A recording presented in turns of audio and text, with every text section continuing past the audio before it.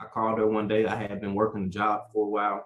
I had saved up some money, had been reading all of these different books and just educating myself on finance and stock market and all these different things. Mm-hmm. Like, you know what I mean? I'm ready to buy a house. And she was like, that sounds cool and shit, but you should probably buy yourself a multi-unit. You know, and that was like the deciding factor on which direction I was gonna go, because I had just read the same thing in Rich Dad Poor Dad, and her telling me that was like kind of like confirmation. It was like the bell going off on my head, like ding, ding, ding, ding, ding. That's it. Go get your multi-unit. That's the second time you heard it, and then this time it came from somebody you love and trust. So it only made sense. And she was like, go look into this program called NACA. They're a program where you can, you know what I mean, get in with them, no money down, et cetera, et cetera. And I'm like, oh man, that sounds too good to be true. But she was like, it's legit. And I promise you, you know what I mean, if you do it, you're gonna be happy. So I went through the NACA program, and my first property, I ended up getting me a 4-unit property Nice. in a very nice Chicago suburb called Forest Park, right outside of the city. Great amenities, access to the Green Line and the Blue Line train system. The expressway gets you downtown. 10 minutes, Walmart, churches, malls, everything in the area, really nice schools. I got a really good price on it. And in addition to me getting a good price on it, I didn't have to put any money down on the property. So I got the property with no money down. When I closed on the property, I walked away from the closing table with the $5,000 check. And I closed at the end of the month. So the day that I closed, I went to the building, I started moving in, I started getting rent checks the very next day. Wow. So I closed on the property. I kept all of the money that I had saved up, which was about $12,000. So I still had that in my account. Okay. They gave me another $5,000 after I closed, you know what I'm saying, which ran up 10 grand cash.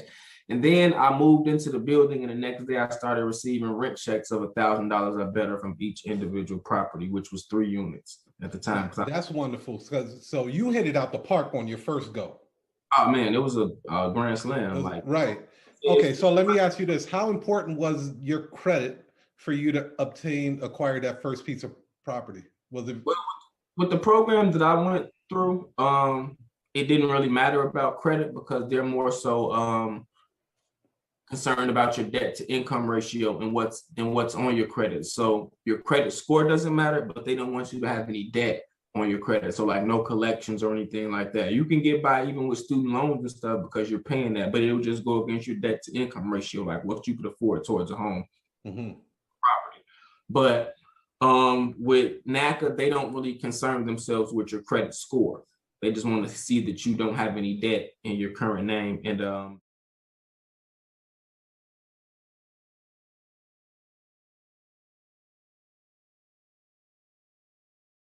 so my audience, I have a large audience of notaries, right? And okay, they're constantly looking for different ways of marketing themselves, but they always overlook it because copywriting is a stealth type of craft, right? It's like you don't see words the same.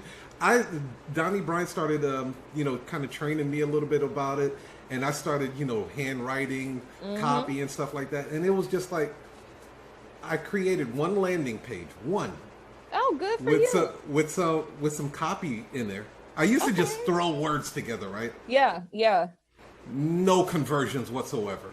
Yep. Now that I understand copy a little bit, that same landing page will start creating money. I'm like, this is freaking amazing. Like, if notaries would know about this would change everything for them. Yeah.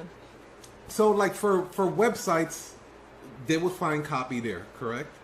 Absolutely, yes. What other places would they see copy?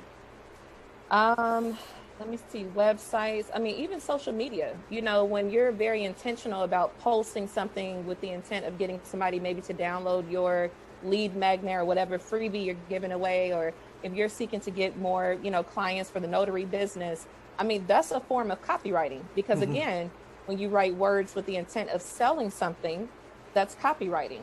And so for someone in this sector, being a notary, the biggest thing I would say is literally you have to put yourself in the shoes, or in the mindset rather, of your prospective customers. Why do people need a notary? they're trying to purchase a house, right? Or they're trying to, I think one case study or something I read recently was like somebody needed a notary because they needed like to hurry up and get a passport for their kid or something. I mean, there are all these different scenarios. And so what you want to do is put yourself in the mindset of the individual that needs your services and literally just speak to them, you know?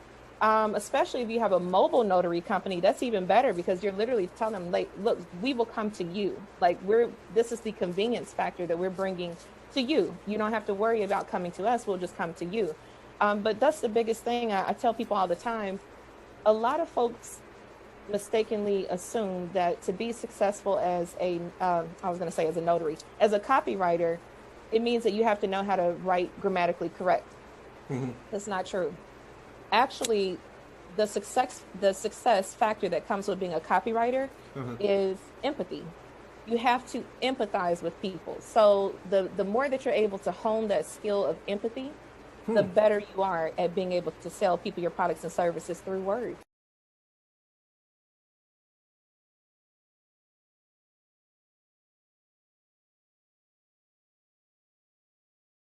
Can understand. But one of the things that I found, because I was only in corporate for 1 year of my life, and I don't even know if you call that corporate, I just had a salary.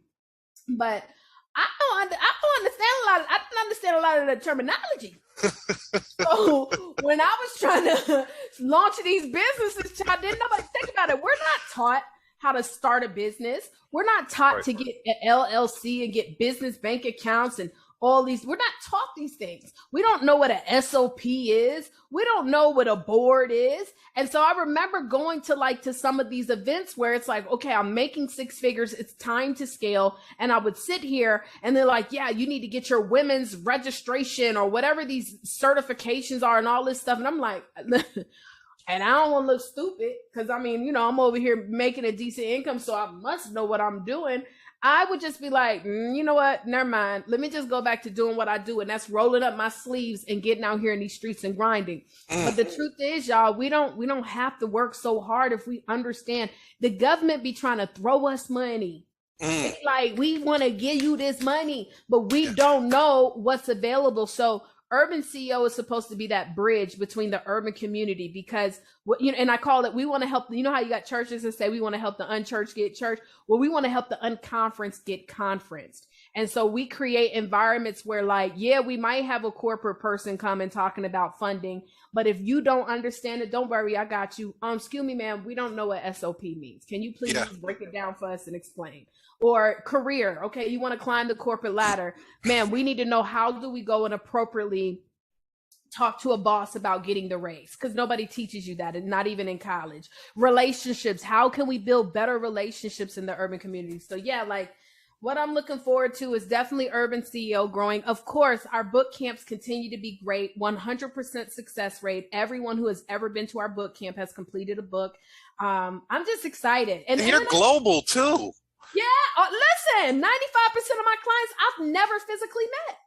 They all over the world. And all over the world.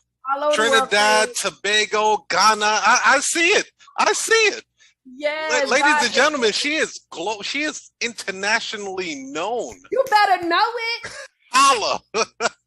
And not only that, I'm gonna let you guys know right now, her streamline and automation is bar none one of the best. like your text goes out like clockwork.